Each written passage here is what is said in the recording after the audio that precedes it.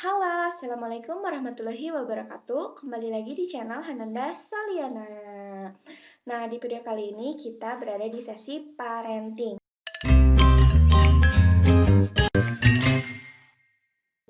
Untuk informasi, parenting itu adalah proses pembelajaran pengasuhan interaksi antara orang tua dan anak yang meliputi aktivitas memberi petunjuk, memberi makan, memberi pakaian, dan melindungi anak saat tumbuh kembangnya.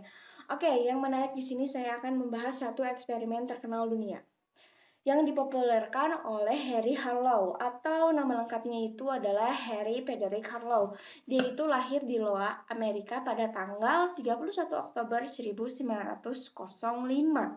Nah, jadi Harry Frederick Harlow itu terkenal akan pemisahan ibu, terus kebutuhan ketergantungan, dan yang membuat namanya booming itu saat dia melakukan eksperimen isolasi sosial pada bayi monyet rhesus.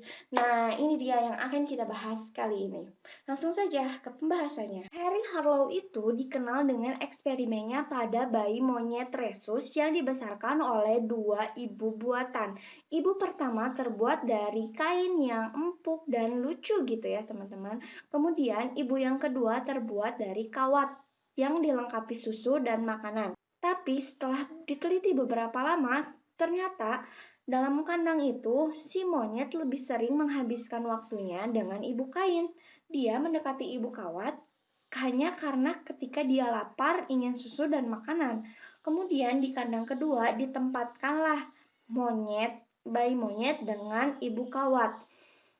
Padahal kan dia itu sering diberi susu, diberi makanan oleh si ibu kawat tadi. Tapi setelah diteliti lebih lanjut, perbedaan antara monyet yang di kandang pertama dan monyet di kandang kedua itu sangat signifikan sekali. Di monyet yang pertama, monyet itu menjadi monyet yang lincah dan tidak mudah sakit. Kalau di monyet di kandang kedua, monyet itu sering sakit, terus pencernaannya terganggu, dan gerak-geriknya lamban. Terus ada nih di kandang ketiga ditempatkanlah monyet aja nih sendirian. Kemudian dia itu ditakut-takuti sama mainan.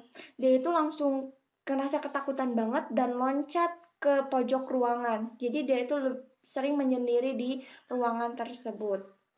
Di pojoknya maksudnya gitu ya. Terus ada di kandang selanjutnya ditempatkan ibu monyet dan ditempatkan bayi monyet dan ibu kain. Sama ditakut-takutilah oleh mainan tadi. Responnya apa? Dia itu langsung mendekati ibu kain dan memeluknya dengan hangat.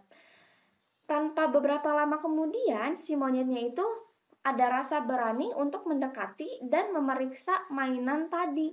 Nah, itulah konsep bayi monyet. Apakah konsep ibu kawat dan ibu kain juga berlaku pada anak-anak manusia? Jika iya, kita itu termasuk orang tua yang mana? Orang tua kain atau orang tua kawat?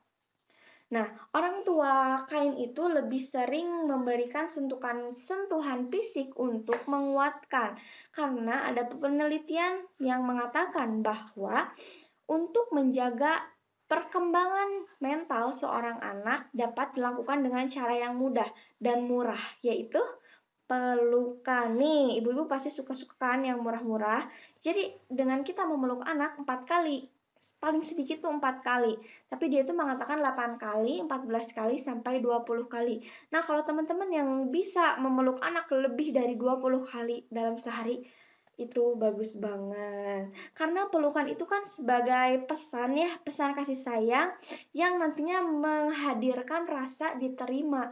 Karena apa? Karena anak yang ditumbuhkan dengan orang tua yang sering memberikan pelukan atau orang tua hangat, nantinya akan menumbuhkan anak yang percaya diri, mampu berempati, terus memiliki keteguhan hati saat melakukan sesuatu, dan yang paling penting anak itu merasa berharga. Wah, Masya Allah nih. Kalau anak tuh udah merasa berharga, dia itu ingin menjadi lebih berharga lagi untuk dirinya dan untuk orang yang dicintainya. Kemudian orang tua kawat hanya akan memberikan material saja gitu.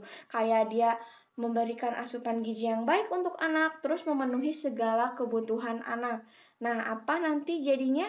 Jadinya nanti anak itu mendekati orang tua karena perlu uangnya aja, karena perlu material lainnya. Jadi nanti orang tua itu berperan hanya sebagai kasir.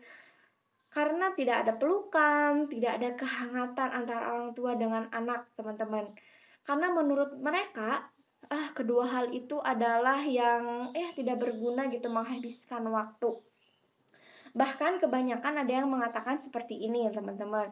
Saya itu kerja keras demi anak. Saya itu banting tulang pagi, siang, malam. Itu tuh demi masa depan anak. Kalau misalnya sekarang saya main sama anak, nanti saya waktunya akan habis katanya. Terus nanti tahu sendiri kan anak itu kalau main suka lama. Nah, ada loh yang kayak gitu. Padahal bagi anak, jika dirasa 1 jam terlalu lama, maka 10 menit pun cukup. Anak itu adalah pembelajar alami. Anak itu mampu menyesuaikan diri dengan kondisi apapun.